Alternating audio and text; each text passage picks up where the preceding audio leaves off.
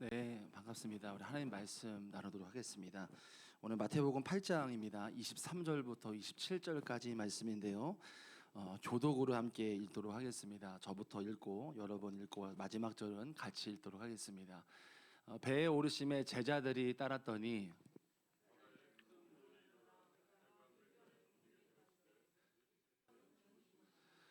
그 제자들이 나와 깨우며 이르되 주여 구원하소서 우리가 죽겠나이다.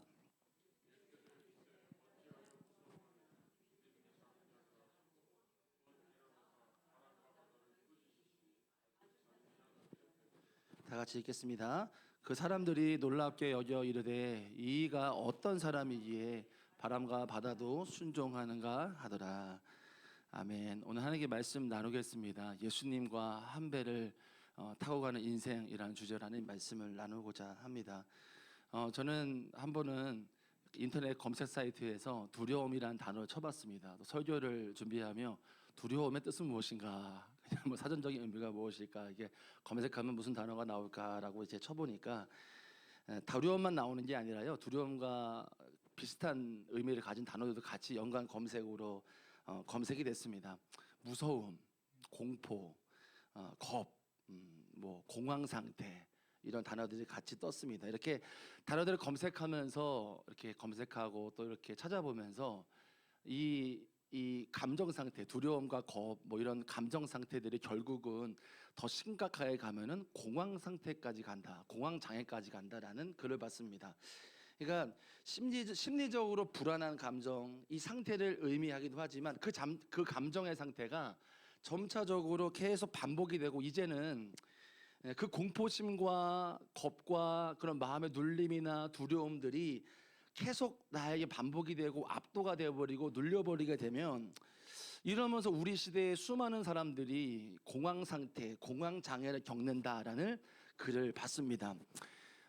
우리 사랑하는 수많은 성도분들 가운데서도 뭐 정신적인 고통까지는 아닐지라도 또 정신적인 고통을 당하시는 분들도 계실 거고요.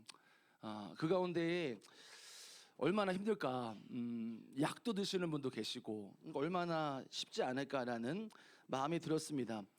두려움과 걱정이 있고 불안함이 있고 공포와 같은 불안한 감정의 그런 상태의 지배를 받으면서 심지어는 우울증을 겪기도 하고 공황 장애를 겪는 성도분들도 더러 계십니다. 저도 공황 장애를 겪어봤습니다. 그래서 성도분들의 어려움들은 약간은 느낄 수 있을 것 같습니다.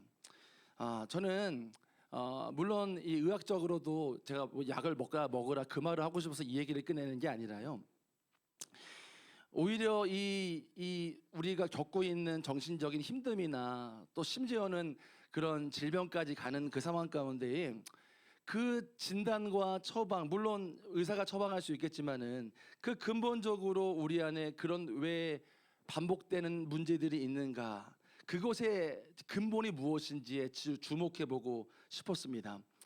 저는 오늘 설교를 준비하면서 두려움이란 단어를 주님이 생각나게 하셨고, 이 두려움에 대한 이야기들, 이 두려움의 문제가 이 세상에 수많은 사람들을 덮치고 있는 것은 아닌가라는 묵상이 됐습니다. 지금 여러분, 지금 전쟁 중이죠. 우크라이나와 러시아가 전쟁을 하고 있고 확전이 되냐 마냐, 뭐 핵을 쓰냐 마냐, 여러 이야기들이 있습니다. 수많은 젊은이들과 남자들이 지금 전쟁에 차출되고 있습니다. 얼마나 전쟁의 죽음의 두려움을 안고서 전쟁터로 나가고 있지 않겠습니까? 그런 이야기가 있었어요. 세계 2차 대전 때 죽은 미국 군인이요 30만 명이래요. 근데 그보다 더 많은 100만 명이 죽었는데 누가 죽었냐? 전쟁에서 죽은 게 아니었어요. 아들을, 남편을 전쟁터로 내보내고 그런 가족들이 100만 명이나 죽었다라는 거예요. 나가서 전쟁에 죽은 사람보다도요. 왜 죽었냐? 아들과 남편들을 이렇게 전쟁터에 내보내면서 염려하고 불안해하고 두려워하고 걱정하면서 그것으로 인하여 심장병으로 죽은 분들이 그렇게 많았다라는 거예요. 이처럼 여러분, 이 두려움의 문제를 오늘 주목해보고 싶고, 우리가 겪고 있는 그 두려움의 문제에 대해서 이해하고 싶습니다. 수많은 사람들이 이 두려움의 문제를 안고 살아가고 영향을 받고 살아갑니다. 사실 예수를 믿는 저와 여러분도 그 두려움의 문제에서 자유할 수가 없을 것입니다. 정말 우리 신앙에, 우리의 믿음에 큰 숙제일 것입니다. 제가 오늘 설교 말미에 말씀드릴 거지만 미리 말씀드리면 저는 이 두려움의 문제가 믿음의 반대말이라고 생각합니다. 믿음의 반대말이 두려움이라고 생각을 합니다.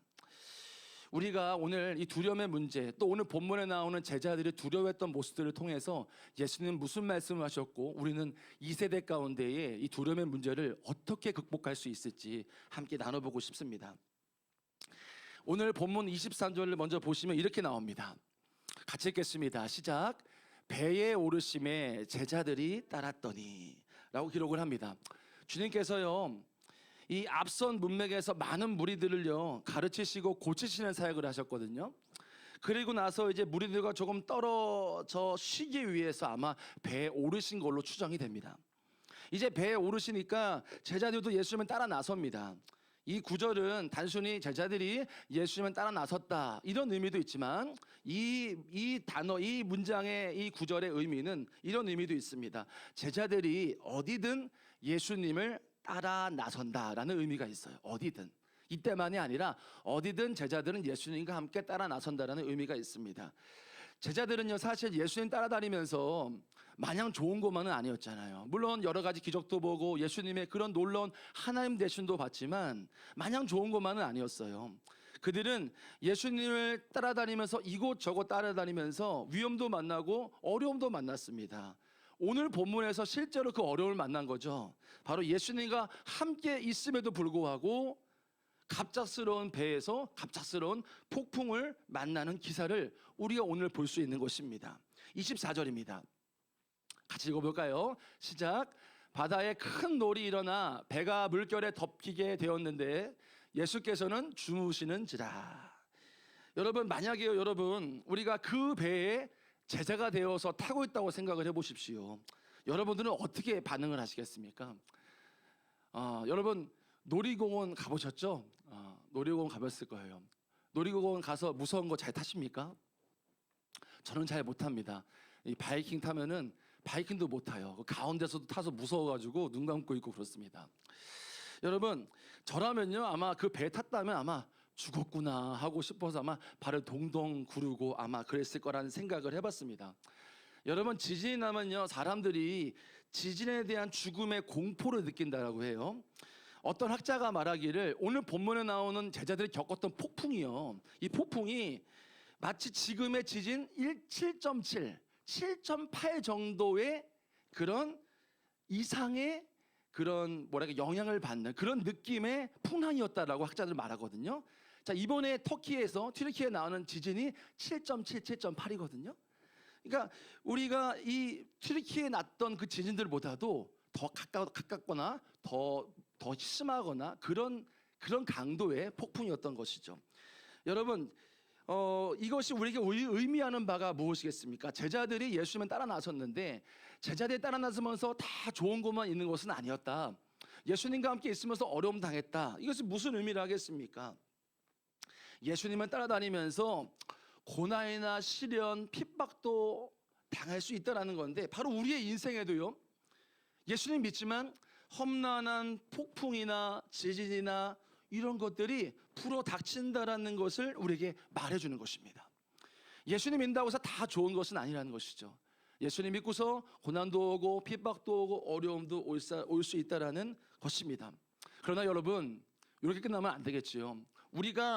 우리에게 불어닥친 험난하고 힘든 이 고난과 시련이 있을지는 모르겠지만 그 폭풍 가운데 예수님이 지금 배에 타고 계셨잖아요. 우리도 예수님이 우리와 함께 하시니 주님이 우리와 합력하여서 선을 이루시려고 하는 하나님의 섭리도 같이 들어가고 있다는 것입니다. 같이 함께 있다는 것입니다. 우리가 계속 본문을 좀 보고 싶은데요, 여러분 제자들은 어부였어요. 즉 그들은 풍랑이 올 것을 많이 경험했을 것이고요, 수차례 만나봤던 베테랑이었을 것입니다. 더불어 그들은 그런 물에 대한 경험들이 많으니까 어떻게 대처해야 될지도 어느 정도는 알고 있었을 것입니다. 그런데 그들이 오늘 만난 풍랑은 자신들의 경험이나 실력으로도 도저히 이제는 탈출하기도 힘들고 구조되기도 힘들고 구출하기도 불가능한 그런 풍랑이었다라는 것을 말하고 있는데요. 24절 다시 한번 보겠습니다. 같이 읽겠습니다. 시작. 바다에 큰 놀이 일어나 배가 물결이 덮이게 되었을 때, 그러니까 큰 놀이 일어났어요. 배가 이제 뒤집혀지게 생긴 것입니다. 자, 이제 그들이 자신들의 경험이나 그런 기술들로 어떻게든 살아보려고 발버둥을 쳤었겠죠. 조치는 취했는데 어느 정도 버티긴 했어요. 근데 이제는 도저히 방법이 없는 거예요. 이제는 배가 뒤집힐 정도의 상황이 되어버린 것입니다. 25절에서 이제 제자들이 이렇게 말합니다. 다 같이 읽겠습니다. 시작. 그 제자들이 나와 깨우며 이르되 주여 구원하소서 우리가 죽겠나이다. 여러분, 이제 제자들이 이제 방법이 없는 거예요. 이제 도저히 이제 구출될 수 있는 방법이 없는 것입니다. 마치 119를 부르는 거예요. 지금 사람 죽게 생겼어요. 이런 느낌인 것입니다. 당장 나를 구출해 주시고 내가 당장 죽게 되었으니까 주님 나를 구원해 주세요라고 막 예수님을 깨우기 시작하는 것입니다. 이제 이 제자들이 막 소란을 피우고 예수님 막 흔들어 깨우고 막 이러니까 이제 예수님도 잠에서 깨어나실 수밖에 없는 것이죠. 그런데 여러분, 예수님께서 깨어나신 후에 하신 첫 말씀이 무엇인지 아십니까? 야, 이런 상황이 왜 벌어진 거냐 얘들아. 이 상황이 될 때까지 너희 뭐 했냐? 응? 이거 정말 큰일 났다. 상황이 이 지경이 될 때까지 왜 나 안 깨우고서 뭐 하고 있었냐? 이제 너무나 심각해서 어찌할 도리가 없구나. 이젠 가망이 없다. 우리가 상식적으로 생각할 수 있는 그런 대답을 하신 게 아니었어요. 우리는 상식적으로 예수님이 그렇게 대답할 거라 생각할 수 있지만 그런 말씀은 하시지 않았습니다. 당장이라도 죽게 생긴 그 엄청난 공포와 그 두려움과 같은 죽음의 어둠이 짙게 깔린 그 배 안에서 예수님께서 이렇게 말씀하시는 거예요. 26절입니다. 다 같이 읽어보겠습니다. 시작. 어찌하여 무서워하느냐 믿음이 작은 자들아. 예수님 딱 깨어나서 첫 말씀이 너네 뭐 했냐? 물 안 빼고 뭐 했어? 이 말씀하신 게 아니라 왜 두려워하냐? 왜 무서워하냐? 그 말씀을 처음 하셨다라는 것입니다. 그런데 여러분 생각을 해보시면 예수님께서 이런 큰 풍랑이 마치 아까 말씀드린 대로 지진 7.7 정도의 그런 느낌이라고 했잖아요. 그런 상황인데 그것도 모르시고 주무시고 계셨다라는 것이 놀랍습니다. 저는 오늘 말씀을 묵상하면서 아마도 예수님께서 이렇게 그런 막 심한 풍랑 가운데 주무시고 계셨던 것이 아마 의도하시지 않았을까라는 묵상을 해봤어요. 여러분, 이 해석대로 한다고 한다면 여기에서 제자들이 경험한 큰 풍랑은요, 이제 원문에서 보면 어둠의 세력이 배후에 있다라고 말을 하거든요. 이 풍랑은 그냥 분 게 아니라 악한 영이 역사한 거라고 말하고 있어요. 그러니까 이 풍랑이 사단에게 왔을지는 모르겠어요. 그런데 우리 주님은 지금의 상황을 오히려 마귀가 뒤에서 막 했을지는 모르겠지만 그거와 상관없이 주님은 그 가운데서 이 상황을 통해서 제자들에게 교훈을 삼으려고 하시지 않았나라는 생각을 해봤습니다. 여러분, 일부러 폭풍이 일어나고 어둠의 세력이 시험하기 위해 폭풍을 불어왔을지는 모르겠지만 일부러 예수님께서는 여유롭게 누워서 잠을 청하시면서 제자들이 막 살기 위해 막 발버둥 치고 결국은 안 되니까 자신을 흔들어 깨울 것이라는 것을 아마도 아시지 않았을까? 그런 생각이 들었습니다. 여러분, 그들이 왜 예수님을 깨운 것입니까? 위험이 있었기 때문인 것이죠. 그들이 만약에 위험하지 않았다라고 한다면 예수님을 깨우지 않았을 것입니다. 위험한 상황이 아니라면 우리가 119도 안 부르지요. 예수님도 깨우지 않고 제자들도 평소대로 자신들의 경험, 배 어부니까 자신들이 해왔던 그런 기술들을 이용해서 그들의 지혜대로 했을 것입니다. 즉 그들이 만난 풍랑은 앞서 말씀드린 대로 어둠의 세력이 보냈을지라도 예수님께서는 그들의 악을 통해서도 제자들이 의도적으로 자신을 찾도록 예수님을 찾도록 하신 것이라는 생각이 들었습니다. 예수님을 깨울 수밖에 없는 상황으로 제자들을 몰아가시지 않았나라는 생각을, 끌고 가시지 않았나라는 생각을 해봤습니다. 그러므로 오늘 우리가 예수님께서 이렇게 주무시고 제자들이 살기 위해 발버둥 치고 예수님을 깨우는 이 장면을 보면서 그런 교훈을 받을 수 있을 것 같아요. 우리에게 인생에 불어닥치는 작고 큰 풍랑과 시련과 어려움과 고난과 여러 일들이 있을 수 있겠습니다. 그 풍랑이 나의 죄 때문에, 불순종 때문에 생길 수도 있고요, 하나님이 시험을 주실 수도, 테스트일 수도 있고요, 마귀가 주는 시험일 수도 있겠습니다. 그것이 무엇이 됐던 간에 우리를 찾으시는 그 주님의 의도가 있지 않나. 우리의 시련과 고난은 하나님을 찾게끔 하시려고 하시는 하나님의 깊은 섭리와 인도하심이 있지 않나, 그런 생각이 들었습니다. 여러분 C.S. 루이스 아시나요? 아시는 분도 계실 텐데 그분이 고통의 문제라는 책에서 이런 글귀를 남겼다라는 거예요. 사람에 따라서 무서운 일이 일어나기 전에는 하나님께 귀를 기울이지 않는 습관이 있습니다. 그러므로 고통이란 것은 귀가 막힌 사람이 알아듣게 하시는 하나님의 확성기입니다. 확성기 아시죠? 이렇게 입하면 작은 소리 내면 큰 소리 나오는 큰 마이크요. 여러분, 왜 확성기를 대고서 말하는 것입니까? 못 들으니까요. 안 들리니까 확성기로 말하는 것입니다. 아무리 말해도 듣지를 않으니까. 그래서 고난이라는 확성기를 통해서 정신 차리게 하시고, 그리고 잠자는 자를 깨워주시고, 죄악에 빠져 사는 이들을 돌이켜 회개하게 하시고 기도하게 하시는, 어찌됐든 간에 하나님 우리의 고통과 고난과 그 시련을 통해서 우리를 찾게 하신다라는 거예요. 하나님을 찾게끔 하신다라는 의미가 있다라는 것입니다. 여러분 유튜브나 영상 보시면 인생 가운데에 닥친 어려움을 통해서 주님께 돌아오신 간증 많아요. 많이 들어보셨을 거예요. 고통과 시련, 고난을 통해서 주님을 찾고 주님께 돌아온 간증들 수없이 많습니다. 그러니까 우리가 고난의 문제, 이 고난의 문제가 오히려 고난이 아니라 오히려 기회가 될 수 있다는 것입니다. 우리에겐 기회가 될 수 있다는 거예요. 그렇기 때문에 우리에게 닥쳐진 그 어려움과 환난이나 시련, 겪기 힘든 그런 상황들이 고통의 문제를 그냥 부정적으로만 생각할 필요는 없다라는 생각을 해요. 오히려 이 고통과 시련이 나한테 있는데 정말 겪기 싫은데 주님이 지금 나를 찾으시는구나. 주님이 지금 나를 간절하게 원하시는구나. 나에게 오라고 하시는구나. 나는 그 믿음의 눈이 우리가 열려야 되지 않을까라는 마음이 들었습니다.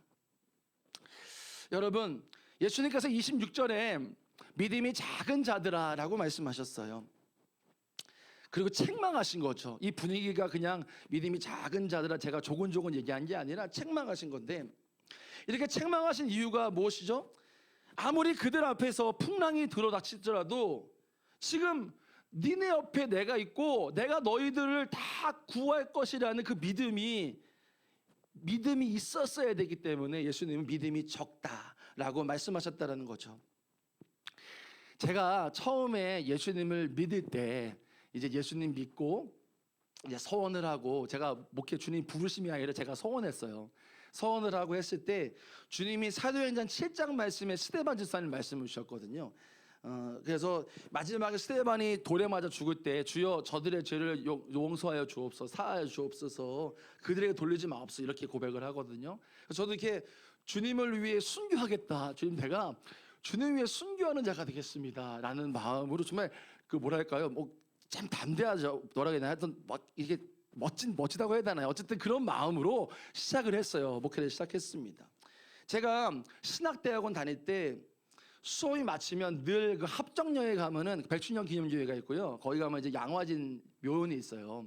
선교사님 와셔서 돌아가신 분들, 순교하신 분들의 묘원인데, 항상 제가 그곳에 한 3번 들렸어요. 한 주간에 3번 들려서 항상 기도하고, 주님 내가 순교하는 자, 주님 위해 사는 자, 이렇게 막 그 순교에 대한 단어에 꽂혀가지고 그렇게 살아왔습니다. 그러다가 제가 이제 아내를 만나서 결혼을 하고 이제 신혼여행을 이스라엘로 가게 됐어요. 어떻게 이스라엘로 가게 돼서 갔는데, 이제 하루는 이제 겟세마네 동산에 이렇게 올라갔습니다. 이제 올라갔다가 내려오는 길이었는데 내려오는데 한 벤 차량이 검은 벤 차량이 그 봉고차라고 말할 수 있어요. 그 차량이 저희 옆에 쓰는 겁니다. 그리고 저희한테 제안을 했어요. 자신들이 유대인이래요. 유대인인데 이제는 내가 예수님 믿는 사람이다. 나 개종했다. 메시아니 주다. 이러면서 자기를 소개합니다. 그리고 이제 우리가 믿는 사람들을 좀 이렇게 섬기고 있다. 그래서 우리가 이제 베들레헴으로 가서 이제 가이드를 해주고 싶다 너희들을. 근데 왜 그러냐 그랬더니 갑자기 우리를 보던 주님이 저 사람들을 섬기라고 하셨다. 그렇게 말했다라는 거예요. 그 저 차를 세우고 우리에게 와서 우리를 베들레헴으로 가이드를 해주겠다. 근데 제 기억으로는 베들레헴이 유대인들이 하고 있는 지역이 아니라 아랍인들이 하고 있는 지역이거든요. 그러니까 약간은 위험한 지역이라고 볼 수 있어요. 근데 어쨌든간 이제 탔어요. 계속 타라고 하니 탔습니다. 근데 마음이 찜찜한 거예요. 아내랑 이거 이상하다. 그래서 저는 뭐 영어는 잘 못하니까 아내가 막 이렇게 얘기하고 했는데 잘 안 내려주는 거예요. 그래서 어떻게 해가지고 내리게 됐습니다. 근데 그 사람들이 그러는 거예요. 그럼 좋다. 뭐 다음에 기회 되면 같이 가기로 하고 좋은데 그 내릴 때 우리가 여기 우리 유대인 그리스도인이 운영하는 샵이 있다. 기념품 샵이 있는데 그곳에 내려줄 테니까 우리들을 좀 도와달라. 선교해달라. 이렇게 그런 조건이 있죠. 그러면서 내려주겠다고 말하는 거예요. 이제 그 앞에 내렸습니다. 기념품 샵 앞에 딱 내렸고 그러고서는 이제 그 유대인 그리스도인이 예수님 믿는 그리스도인이니까 그래 선교한다 생각하고 사야겠다 이런 마음으로 들어갔어요. 그리고 그 밴이 지나갔습니다. 그러고서는 노래가 들려오는데 예수님 믿으면은 찬송가가 들려와야 되는 거 아니에요. 근데 아랍 노래가 들려오는 거예요.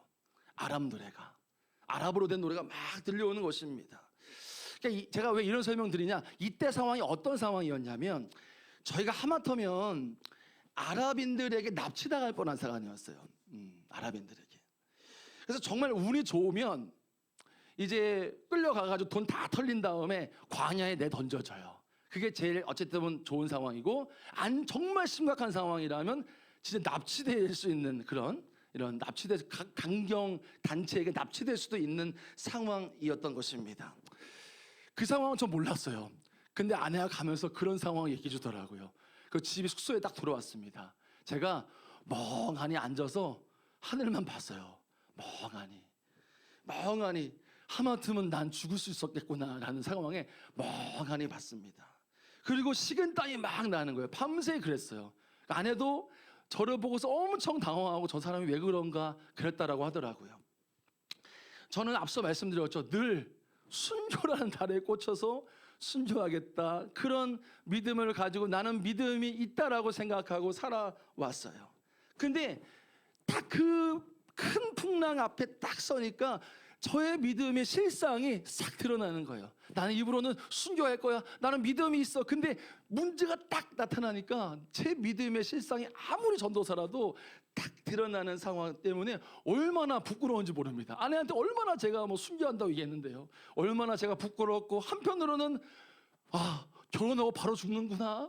결혼하고 신혼도 못하고 천국 가겠구나 이런 마음에 억울해서 막 울고, 한편으로는 또 내가 그렇게 설교할 때 순교한다 뭐한다 막 떠들어대는 게 부끄러운 거예요. 아내한테 그렇게 말한 게 부끄러운 겁니다. 그래서 아무 말도 못하고 막 멍하니 있었던 기억이 있었습니다. 여러분, 오늘 본문에서는요 큰 풍랑 앞에서 제자들의 믿음의 실상이 드러난 순간이었어요. 오늘 제자들의 믿음에 대한 예수님의 평가는 다음과 같습니다. 믿음이 적다라는 평가입니다. 왜냐하면 그들은 예수님과 함께 있었습니다. 그럼에도 불구하고 두려워하고 무서워했고 자신들의 힘으로 아둥바둥했습니다. 이들에 대한 예수님의 믿음의 진단은 믿음이 작은 자들아였습니다.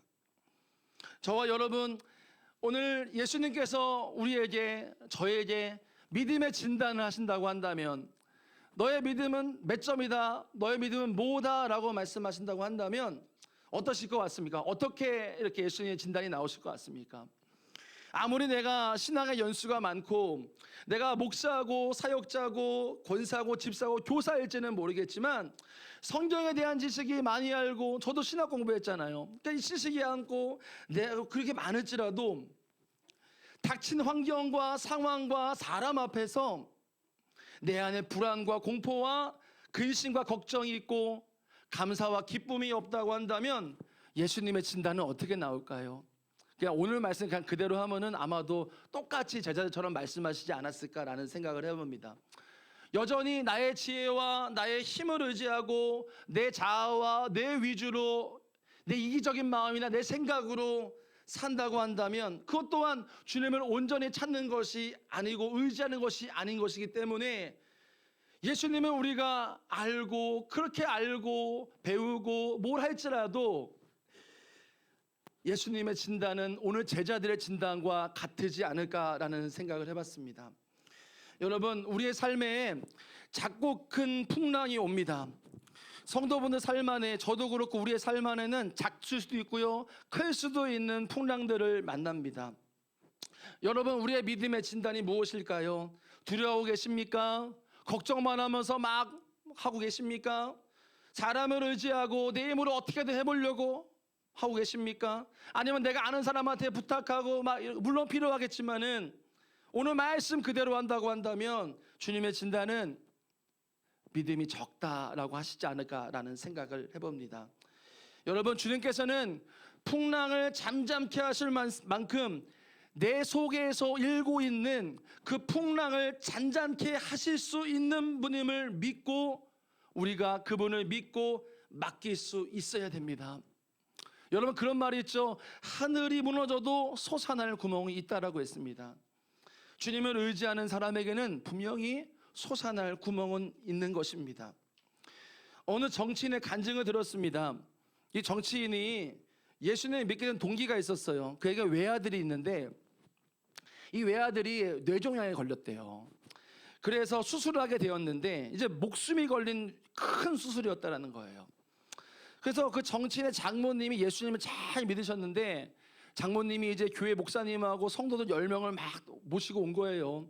그래서 수술을 하는 동안에 목사님과 성도분들이 수술실 앞에서 막 계속 기도를 했다라는 거예요. 큰 수술하니까 앞에서 막 기도하고 막 기도를 했다라는, 간절히 기도를 했답니다. 근데 그 정치인이 예수님을 모르니까 기도가 뭐지, 기도를 어떻게 해야지 아무것도 모르고, 내 아들은 아픈데, 내 아들은 저기 수술하는데 아무것도 못하는, 저기 아무도 우리 혈연도 아닌 목사님 성도들이 자기 아들도 아닌데 그렇게 간절하게 기도하는데 나는 그렇게 하지 못하는 나의 모습을 보면서 참 내 모습이 비참하고 어쩔 바를 몰랐다는 거예요. 그래서 안 되겠다, 나도 뭔가를 해야겠다 싶어서, 절박한 상황이니까 하나님인지 모르죠. 그러니까 절대자라는 표현을 쓴 거예요. 절대자에게 기도하자는 마음이 들어서 간절히 기도를 했답니다. 그리고 하나님의 은혜로 그 아들이 정말 잘 수술이 되고 기적적으로 수술이 되고 결국은 나중에 완치가 되었다라는 거예요. 이후에 아버지와 아들의 인생이 달라졌대요. 아들은 믿음을 가진 의사가 되고 이 자신은 예수를 믿는 사람이 되었다라고 간증하는 걸 들었습니다. 이후에도 여러 번 자신의 가정을 기적적으로 인도하신 하나님의 은혜를 간증하시는 걸 들었습니다. 여러분, 이 정치인이 믿는 믿음의 대상이 누구십니까? 하나님이십니다. 예수 그리스도이십니다. 그분이 어떤 분이십니까? 이분의 고백대로 말한다고 한다면 절대자입니다. 절대자. 그는 예수님을 전혀 모르는 그의 입에서도, 그의 모습에서도 우리는 믿음을 볼 수 있습니다. 예수님 믿지 않는 그 사람에게도 믿음을 볼 수가 있습니다. 그는 절대자. 바로 하나님이시라면 고치시겠구나, 하나님이시구나, 절대자를 믿으니까 그런 믿음이 그에게 있었던 것이죠. 여러분, 믿음은 무엇입니까? 믿음은 나의 믿음의 대상이 누구인지를 아는 것입니다. 그분이 어떤 분이신지를 아는 것입니다. 26절과 27절에 그분이 어떤 분이신지를 말씀하고 있습니다. 같이 읽겠습니다. 곧 일어나사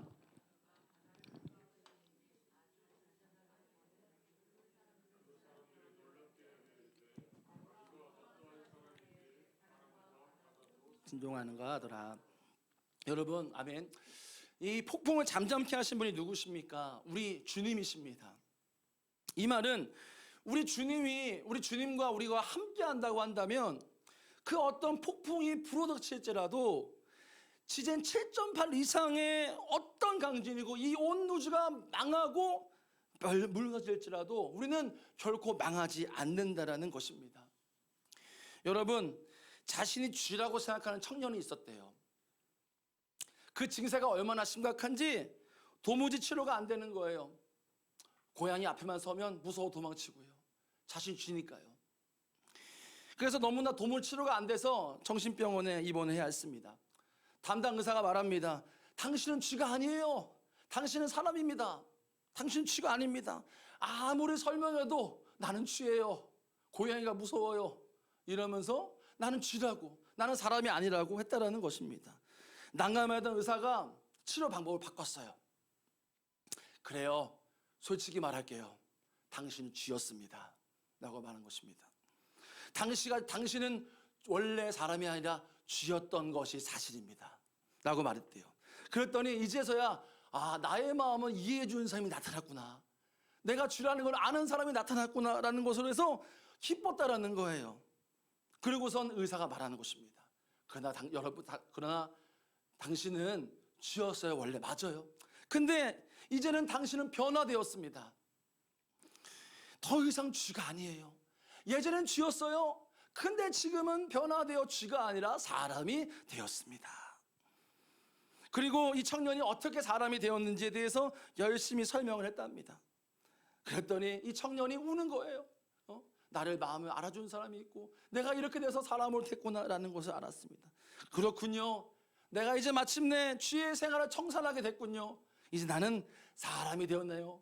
그러면서 완치돼서 병원 문을 나섰다라는 거예요. 그런데 나갔더니 고양이를 발견했어요. 다시 무서워서 황급히 들어온 겁니다. 선생님, 병원 앞에 고양이가 있어요. 그러니까 의사가 깜짝 놀라면 당황하면서 그러는 거예요. 당신은 쥐가 아니라고 하지 않았습니까? 사람이요, 사람. 당신은 쥐가 아닙니다. 당신은 변화되었습니다. 그러므로 고양이를 두려워할 필요, 무서워할 필요 없습니다. 라고 했다라는 거예요. 여러분, 우리도요, 이 청년의 모습과 우리의 모습이 비슷할 때가 있습니다. 고양이를 보면서 내가 쥐라고 생각해서 화들짝 놀라고 도망치는 그 청년과 우리가 비슷할 때가 있습니다. 마치 우리를 쥐라고 생각하고 세상을 고양이라고 생각할 때가 있습니다. 여러분, 저와 여러분은요, 예수 그리스도로 말미암아 변화가 된 존재입니다. 이제는 내 안에 예수님께서 사십니다. 무엇을 말하는 것입니까? 이제는 예수님의 인도하심에 따라서 살아가면서 내 인생 가운데 그 어떤 폭풍 가운데 있을지라도 두려워하지 않을 존재가 되었다는 것입니다. 그런데도 우리는 여전히 쥐처럼 살아갈 때가 많다는 거예요. 우리는 변화됐습니다. 새로운 피조물로 변화된 존재인데 세상을 보며 두려워할 존재가 아닌데 여전히 우리는 세상을 보며 두려워하고 움츠러들 때가 두려움에 움츠러들 때가 많다라는 것입니다. 고린도후서 5장 17절에 이렇게 나옵니다. 같이 읽겠습니다. 시작. 그런즉 누구든지 그리스도 안에 있으면 새로운 피조물이라 이전 것은 지나갔으니 보라 새 것이 되었도다. 여러분, 저와 여러분의 신분은 새로운 피조물입니다. 이전 것은 지나갔고 새 것이 된 존재인 것입니다. 여러분, 가나안 땅을 살펴보고 돌아온 정탐꾼들 있잖아요. 10명이 이렇게 절규했어요. 민수기 13장 33절입니다. 한 번 더 다시 한번 읽을까요? 읽겠습니다. 시작. 거기서 네피림 후손인 아낙 자손의 거인들을 보았나니 우리는 스스로 보기에도 메뚜기 같으니 그들이 보기에도 그와 같았을 것이니라. 여러분, 앞서 청년이 고양이 보고 자기가 쥐라고 생각해서 화들짝 놀라 도망친 청년과 같은 모습인 것입니다. 이 10명의 정탐꾼들이요. 우리는 이렇게 살아서는 안 됩니다. 똑같은 가나안을 보고 왔어요. 근데 어떤 이들은 우린 죽게 생겼습니다. 우린 안 됩니다. 우린 메뚜기입니다. 라고 말하고요. 같은 곳을 다녀왔는데 누구는 두 사람은 그들은 우리의 밥입니다. 라고 고백할 수 있어야 될 줄로 믿습니다. 우리가 세상을 향해서 여호수아와 갈렙처럼 세상은 아무리 우리가 풍랑이 오더라도 밥이다라고 말할 수 있는 큰 소리 칠 수 있는 근거가 우리에게 어디 있습니까? 우리가 누구입니까? 교만하지 말아야겠지만 우리 안에는 예수님이 계시기 때문입니다. 큰 소리 칠 수 있는 건 우리 안에 예수님이 사시기 때문인 것입니다. 내 안에 그 풍랑을 잠잠케 하실 수 있는 주님이 지금 나와 함께 하시기 때문에 세상이 그렇게 우리에게 어려움을 주고 힘듦을 주더라도 당당하게 큰 소리 칠 수 있을 줄로 믿습니다. 우린 지금 제자들처럼 예수님과 한 배 타고 있기 때문인 것입니다. 여러분, 우리의 인생은요, 오늘 제자들이 예수님과 함께 따라다니고 오늘 특별히 배에 탔던 것처럼요, 우리들은요 예수님과 한 배에 탔다라는 것을 기억하셨으면 좋겠습니다. 오늘 제목도 그래서 예수님과 한 배에 탄 인생이라고 했습니다. 우리의 느낌, 우리의 그런 감정 헷갈리거나 미혹되지 마시고 두려워하지 마시기를 축복합니다. 그리고 우리가 탄 배의 키를 주님이 지금 잡고 계십니다. 그 주님이 우리를 인도하신다라는 것입니다. 기억하시기 바랍니다. 폭풍우가 우리 인생에 어떤 그 폭풍이 오고 시련이 오고 비바람이 몰아칠지라도 나를 삼킬 듯이 올지라도 삼키지 못합니다. 우리 죽으려고 달려와도 죽이지 못합니다. 겁주는 것입니다. 우리 안에 예수님이 계시다라는 것. 믿는 자 우리에게는 예수님이 우리 안에 계시다라는 것. 우리가 함께 붙잡았으면 좋겠습니다. 이 개념이 우리에겐 참 중요합니다. 다르게 말하면 주님께서 내 안에 모시고 있다는 것을 말하는 것입니다. 한 배에 탔다는 것은 성령님이 지금 내 안에 내주하고 계시다는 것입니다. 그런데도 여전히 우리는 내 인생이 마치 홀로 있는 것 같아 보일 때도 있고, 고난과 시련이 올 때 홀로 있는 것 같을 때가 있고, 주님이 내 안에 계시다는 것을 의심할 때가 있습니다. 그렇게 우리의 눈이, 믿음의 눈이 열리지 않을 때가 있습니다. 지금 이미 우리 안에 계시거든요. 다시 한번 말씀드립니다. 우리는 예수님과 한 배를 탔습니다. 지금 여러분들은 예수님과 한 배에 타고 있는 상황입니다. 주님이, 능력의 주님이 그 풍랑을 잠잠케 하셨던 그때 2000년 전의 주님이 지금 여러분 안에 내주하고 계십니다. 그 주님이 우리를 붙들고 계십니다. 그러면 우리는 아무리 우리에게 문제가 있을지라도 세상을 향해, 폭풍을 향해 자신감 있게 소리칠 수 있는 것입니다. 자신감 있게 큰 소리 칠 수 있는 것입니다.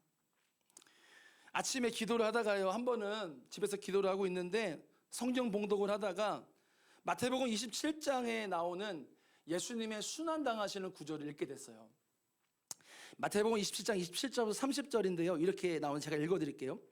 이에 총독의 군병들이 예수를 데리고 관정 안에 들어가서 온 군대를 그에게 모으고 그의 옷을 벗기고 홍포를 입히고 가시관을 엮어서 그 머리에 씌우고 갈대를 그 오른손에 돌리고 그들 앞에서 무릎을 꿇고 희롱하여 이르되 유대인의 왕이여 평안할지어다 하며 그에게 침뱉고 갈대를 빼앗아 그의 머리를 치더라. 예수님의 순환 구절을 쫙 읽고 있었는데 전혀 저한테 감흥이 없는 거예요.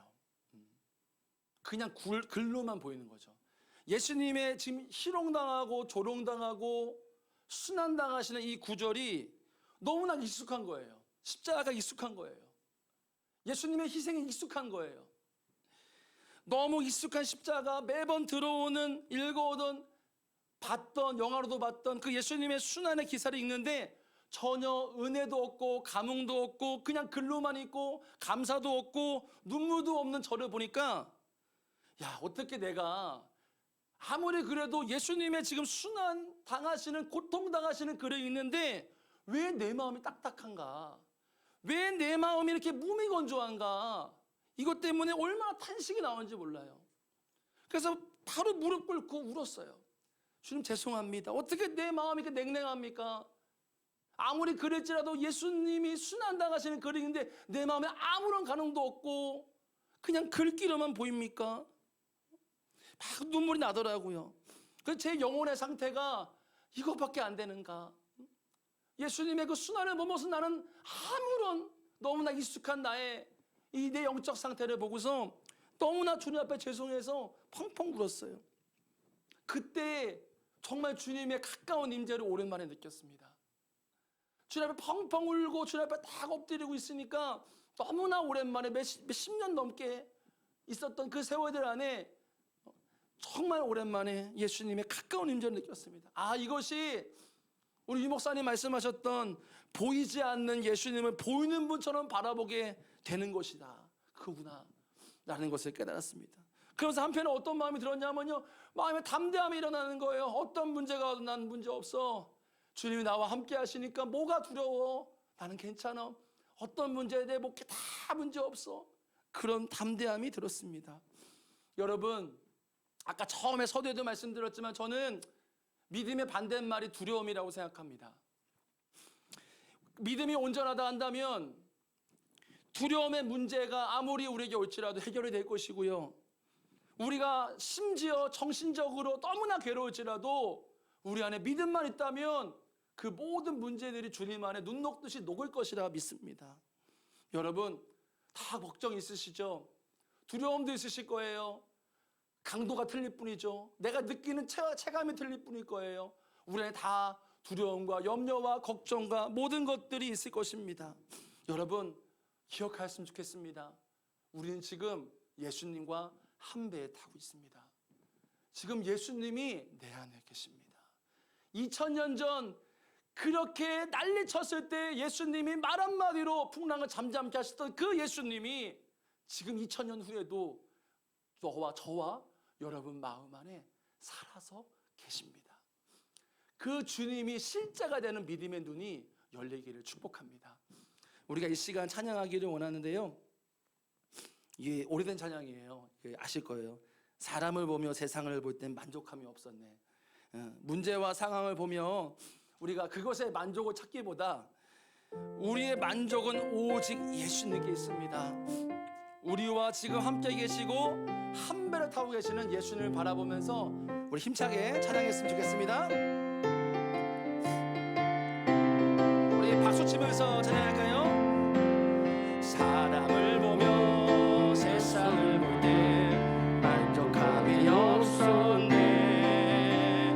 나의 하나님 그분을 뵐 때 나는 만족함. 우리 한 번 더 할까요? 사람을 보며 세상을 볼 때 만족함이 없었네. 나의 하나님 그분을 뵐 때 나는 만족하였네. 저기 빛나는 태양을 보라. 또 저기 서 있는 산을 보아라. 천지 지으신 우리 여호와 나를 사랑하시니 나의 하나님 한 분만으로 나는 만족하였네. 동남풍아 불어라. 서북풍아 불어라. 가시밭에 백합화 예수 향기 날리니 할렐루야 아멘. 가시밭에 백합화 예수 향기 날리니 할렐루야. 우리 사람을 보며 세상을 볼 때 세상을 볼 때 만족함이 없었네. 나의 하나님 그분을 볼 때 나는 만족한. 저기 빛나는 태양을 보라. 저기 빛나는 태양을 보라. 또 저기 서 있는 산을 보아라. 천지 지으신 우리 여호와 나를 사랑하시니 나의 하나님 한 분만으로 나는 만족한. 동남풍아 불어라. 서북풍아 불어라. 가시밭에 백합화 예수 향기 날리니 할렐루야 아멘. 가시밭에 백합화 예수 향기 날리니 할렐루야. 가시밭에 백합화 예수 향기 날리니 할렐루야 아멘. 가시밭에 백합화 예수 향기 날리니 할렐루야 아멘. 이 시간 우리가 기도하기를 원합니다. 여러분 삶 가운데에 혹여나 고난이 찾아오셨습니까? 피하고 싶은 시련이 찾아오셨습니까? 지금 주님께서 여러분을 찾고 계신 줄로 믿습니다. 지금 주님은 우리를 너무나 안 들으니까 고난이나 확성기로 나에게로 와 라고 찾고 계시고 우리가 나오기를 바라시고 계신 줄로 믿습니다. 우리가 먼저 기도하고 싶은 것은 이것입니다. 우리가 지금 겪고 있는 고난의 눈이 열리게 해달라고 기도했으면 좋겠습니다. 그동안은 우리가 안 그런 분도 계시겠지만 고난 앞에서 너무나 힘들고 괴로운 것만으로도 괴롭습니다. 하지만 우리가 기도할 때 하나님, 우리에게 주신 고난이 유익임을 보는 믿음의 눈이 열릴 수 있도록 인도하여 주옵소서. 지금 나를 부르고 계신데 주님께로 달려갑니다. 내가 비록 주님 고난 가운데 있을지라도 나를 부르시는 그 주님 앞으로 내가 나아갑니다. 나를 맞아주시고 나를 품어 안아주시고 은혜를 부어 주시옵소서. 나의 고난을 보는 눈이 바뀌어지게 하여 주옵소서. 우리 참 주여 한번 부르고 기도하겠습니다. 주여, 하나님 아버지, 우리의 고난의 눈은 바꿔주시기를 원합니다. 맞습니다. 고난만으로도 힘듭니다. 고난만으로도 너무나 괴롭습니다. 하지만 주님, 우리가 이 상황 앞에서 고난에 집중하는 것이 아니라 오직 고난을 통하여 우리에게 부르시는 그 주님 앞에 응답하여 나아가길 소망합니다. 하나님, 우리 가운데 함께하여 주시고 은혜를 더하여 주시기를 원합니다. 믿음의 눈이 열리게 하여 주옵소서. 고난을 보는 눈이 열리게 하여 주옵소서. 고난이 축복임을, 고난이 우리를 부르시는 주님의 음성임을 우리가 알게 하여 주시고 깨닫게 하시고 이제 우리 부르시니 주님께로 달려나가겠사오니 우리를 맞아주시고 은혜를 부어주시고 충만하게 하시고 하나님의 은혜 가운데 우리가 머물며 더 주님의 충만한 은혜 가운데 살아갈 수 있는 우리의 삶이 되도록 하나님 인도하여 주옵소서. 여러분, 26절과 27절에 곧 일어나사 바람과 바다를 꾸짖으시니 아주 잔잔하게 되거늘 그 사람들이 놀랍게 여겨 이르되 이가 어떤 사람이기에 바람과 바다도 순종하는가 하더라. 여러분, 그 주님이 우리 안에 지금 계십니다. 그 2000년 전에 지금 말씀하신 주님이, 똑같은 주님이 지금 우리 마음속에 계십니다. 근데 우리는 그럼에도 불구하고 세상에서 사탄의 미혹에 늘 넘어지고 빼앗기고 눌리고 좌절하고 불안하고 두려움에 휩싸일 때가 있습니다.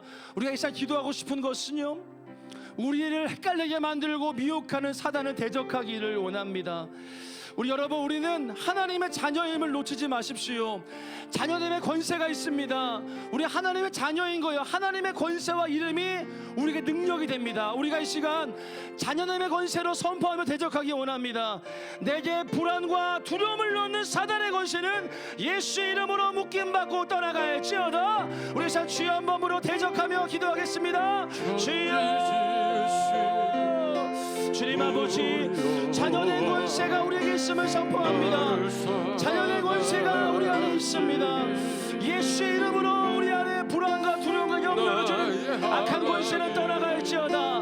묶임받고 떠나갈지어다. 우리 가운데 자녀됨의 능력과 은혜가 우리에게 있는 줄로 믿사오니 자녀됨의 권세로 선포하노니 주님, 우리 가운데 역사하는, 우리 가운데 미혹하고 믿음으로 바라보지 못하게 우리를 세상으로 미혹하고 누르고 하나님 우리를 힘들게 하는 악한 권세가 예수의 이름으로 떠나갈지어다. 주님, 우리 가운데 은혜를 더하시고 성령이 우리에게 충만하게 하시고 주여, 우리에게 믿음을 더하여 주옵소서. 넘어지지 않게 하여 주옵소서. 사단에게 넘어지고 쓰러지지 않게 하여 주옵소서. 주만 바라보며 나아갈 수 있도록 주여 역사하여 주시옵소서. 하나님 인도하여 주옵소서. 우리의 자녀의 권세로 승리하게 하여 주옵소서. 주님의 은혜로 말미암아 승리하게 하여 주옵소서. 우리 안에 두려움을 풀어넣는 영화 예수로 떠나가라. 주여, 우리 안에 충만함으로 함께 하여 주옵소서. 주여, 우리 안에 주의 은혜로 충만하게 하여 주옵소서. 주님의 은혜로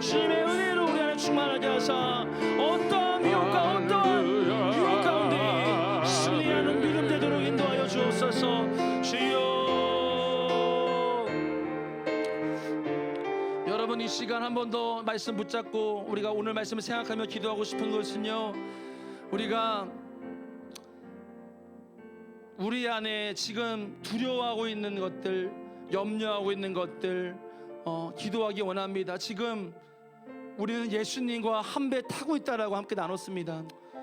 여러분 안에 성령께서 지금 내주하고 계신다라는 것입니다. 성경에 나와 있는 예수님이, 똑같은 예수님이 지금 우리 안에 계신 것입니다. 우리가 여러분 기도하실 때에 다시 한 번 더 우리의 눈이 열리도록 기도하기를 원합니다.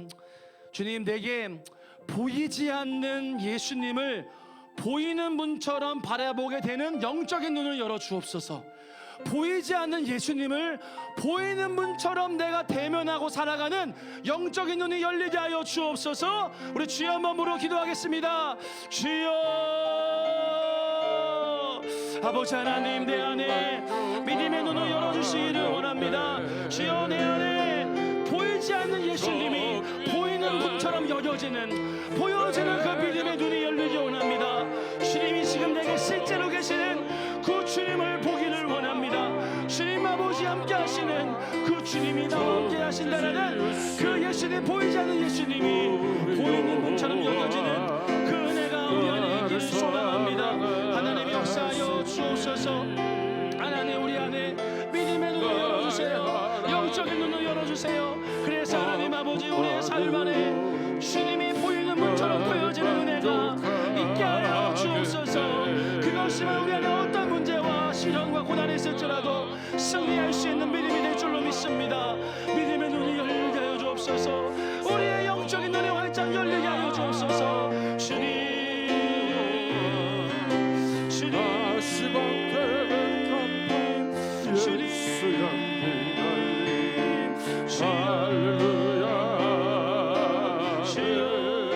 하나님, 우리 안에 눈을 열어주십시오. 하나님, 우리 눈이 열리게 하소서. 하나님, 우리 영혼이 열리게 하소서. 믿음의 눈이 열려서 예수님을 보게 하소서. 예수님을 보게 하소서. 여러분, 이제 교회를 위해서 세 가지를 놓고 기도하고 싶습니다. 첫 번째는 에베소서 1장 12절 말씀에 우리의 싸움은 혈과 육이 아니다 라고 나옵니다. 그 앞서서 전신갑주를 입어야 되는 이유가 바로 우리의 싸움이 영적 싸움이기 때문에 이 싸움은 혈과 육의 싸움이 아니다, 보이는 싸움이 아니다, 마귀와의 영적 전쟁이다. 여러분, 우리가 영적 전쟁할 때 기도로 싸우는 것입니다. 여러분, 기도하실 때, 우리 교회를 위해서 기도하실 때에 우리가 교회를 하다 보면 사역자와 사역자 안에, 사역자와 성도 안에, 교회 안에, 공동체 안에 혈과 육으로 반응할 때가 많습니다. 이거는 어쩔 수 없는 것 같아요. 항상 우리에게 취약한 부분인 것 같습니다. 그렇기 때문에 우리가 기도하기를 원해요. 우리 교회를 기도로 덮기를 원해요. 주님, 우리가 혈과 육으로 반응하기보다 우리 교회가 기도하는 교회 될 수 있도록 인도하여 주옵소서. 문제와 갈등이 일어났을 때에 기도할 수 있는 교회, 목회자와 성도가 어떤 환경과 상황 안에서도 기도로 모든 것을 풀 수 있는 교회, 우리 교회가 기도하는 교회, 말씀과 기도로 충만한 교회 될 수 있도록 인도하여 주옵소서. 주여, 한번 부르고 기도하겠습니다. 주여, 하나님 아버지, 우리 교회를 주의 은혜로 충만하게 하시기를 원합니다. 혈과 육의 싸움으로 가지 않게 하여 주옵소서.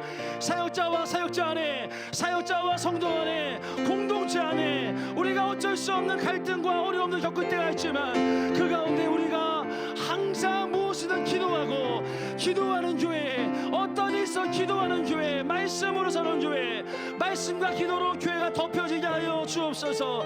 충만하게 하여 주옵소서. 우리 가운데 말씀과 기도로, 성령으로 우리 교회가 기도로, 말씀으로 덮여지는 교회 될 수 있도록 하나님 인도하여 주옵소서. 우리 안에 충만하게 하여 주시고 주의 은혜로 가득하게 하여 주시기를 원합니다. 주여, 붙들어 주옵소서. 주여, 붙들어 주옵소서. 아버지, 역사하여 주옵소서. 인도하여 주옵소서. 역사하여 주옵소서.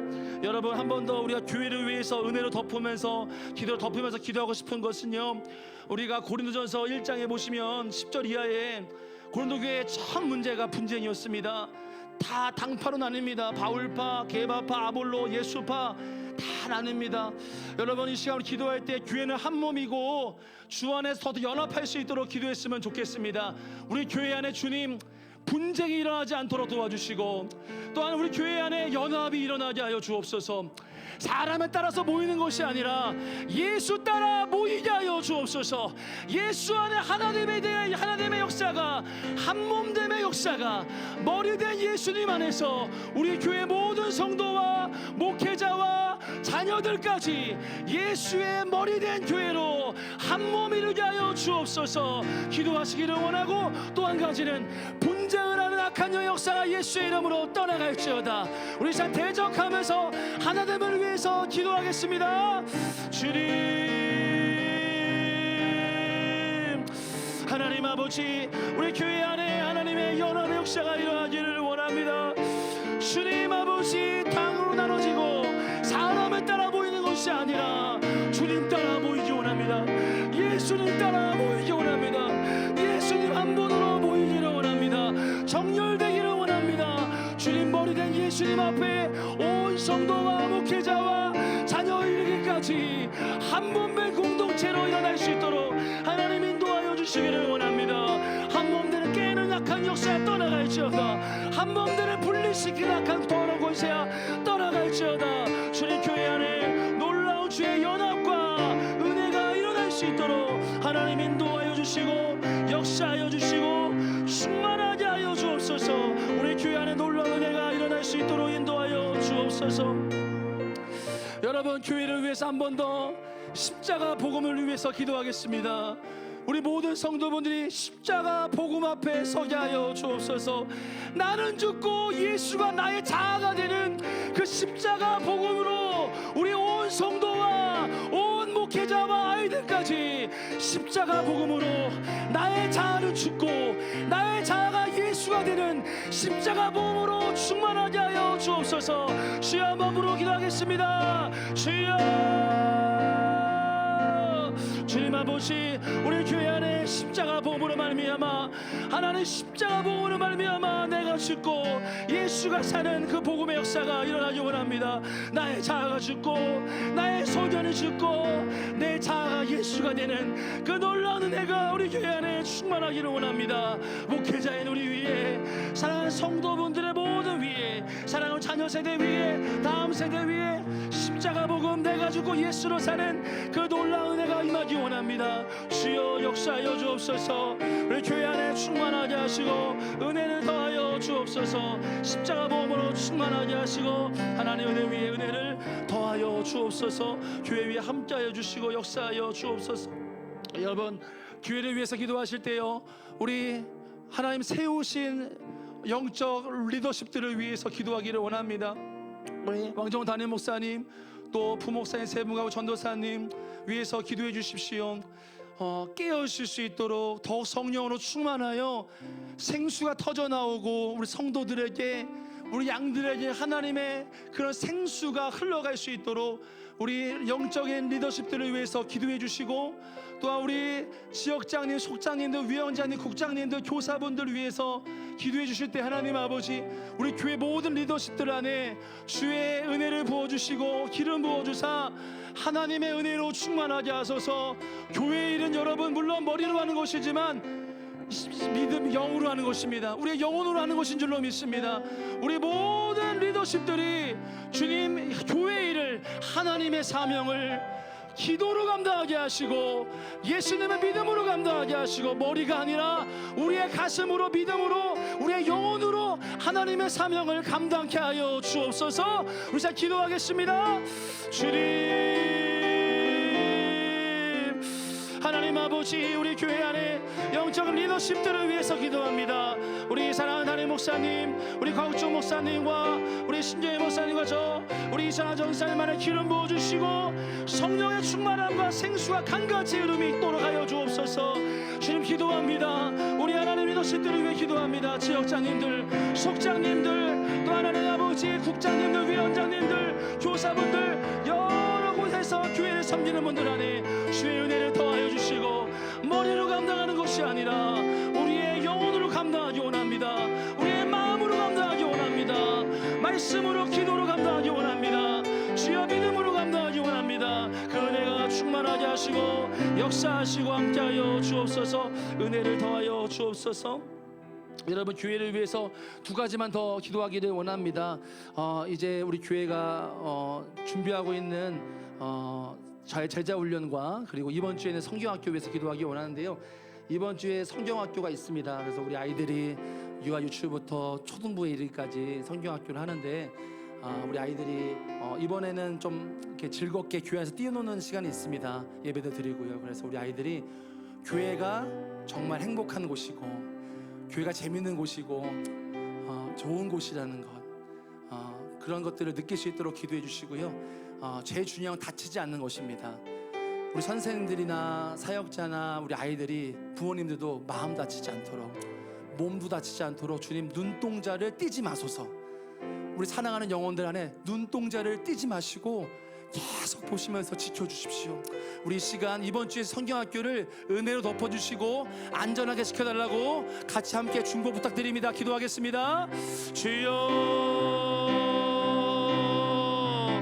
아버지 하나님, 주님의 은혜를 구합니다. 하나님, 이번 주에 있는 성경학교가 주 안에서 기쁨이 있고 하나님께 영광이 되는 성경학교 되기 원합니다. 우리 아이들 교회가 즐겁고 행복한 곳이라는 것을, 재밌는 곳이라는 것을 알기를 원합니다. 아버지, 은혜를 더하여 주옵소서. 사랑하는 주님, 기도합니다. 우리 선생님들, 사역자들, 또 하나님 아버지, 우리 아이들과 부모님들 한 분도 마음 다치거나 한 분도 몸 다치지 않도록 보호하시기를 원합니다. 주님, 눈동자를 떼지 마소서. 우리에게 눈동자를 떼지 마시고 보호하여 주옵소서. 아버지, 은혜가 임하게 하시고 하나님의 사랑이 임하게 하시고 축복이 임하게 하시고 하나님의 영광이 임하게 하시고 하나님의 임재가 임할 수 있도록 함께하여 주시고 역사하여 주옵소서. 은혜를 더하여 주시옵소서. 붙들어 주시옵소서. 하나님 은혜를 덮어주시고 2층 공간과 우리 모든 공간들 안에 하나님의 은혜가 임할 수 있도록 함께하시고 인도하여 주옵소서. 여러분, 한 번 더 기도하기를 원하는 것은 우리가 제자훈련 접수를 계속하고 있습니다. 예수 동행 1기, 또 예수님의 사람 제자훈련, 바이블 칼리지까지 우리 교회에서는 3가지의 제자훈련을 하고 있습니다. 여러분, 우리를 주님께서는 무리로 부르지 않으시고 제자로 부르셨습니다. 제자는 예수님을 따라 나선 사람들입니다. 무슨 말씀하시던 무엇을 하시던 따라 나선 사람들이 제자였습니다. 우리가 제자훈련 위해서 기도하실 때 이렇게 기도하고 싶습니다. 우리 모든 성도분들이 제자훈련 받게 하여 주옵소서. 그냥 지식으로만 남는 게 아니라 주님, 진짜 제자 되게 하여 주옵소서. 예수님 무슨 말씀하시도 예 주님 내가 하겠습니다. 예수님 무슨 말씀하시도 내가 가겠습니다 라고 말할 수 있는 진정한 제자가 이 포도나무 교회 안에서 많은 열매가 맺혀지게 하여 주옵소서. 주여, 한 번으로 기도하겠습니다. 주여, 하나님 아버지, 우리 교회 안에 진정한 제자들이 일어나기를 원합니다. 주여, 하나님 아버지, 지식으로 멈추는 것이 아니라 수로로 끝나는 것이 아니라 예수님이 말씀하시면 네 주님 내가 순종하겠습니다. 예수님 말씀하시면 내가 가겠습니다 라고 순종할 수 있는 진정한 제자가 포도나무 교회에 포도나무 열매를 맺혀지도록 축복하시고 은혜를 더하여 주옵소서. 은혜를 더하시고 충만하게 하여 주옵소서. 역사하여 주옵소서. 은혜의 은혜로 함께하여 주시고 하나님 은혜의 충만함을 더하시고 역사하여 주옵소서. 여러분, 한 번 더 제자훈련 위해서 기도하실 때 강사분들을 위해서 기도해 주세요. 예수동행 1기 우리 담임 목사님, 또 우리 예수님의 사람 1기 예수님의 사람 제자훈련 신경의 목사님, 바이블 칼리지는 우리 곽옥종 목사님이 인도하십니다. 무엇보다 우리 강사분들이 주 안에서 충만하도록, 주님의 영으로 충만하도록 기도해 주시기 바랍니다. 그래서 하나님의 은혜로 정말로 지식의 말씀이 아니라 영의 양식을 넣어줄 수 있는 그 성령의 충만함을 부어 주시옵소서. 우리 모든 강사분들 안에 지식의 말씀이 아니라 영의 양식을 넣어줄 수 있는 성령의 충만함을 부어 주시옵소서. 주여, 한번 부르 기도하겠습니다. 주여,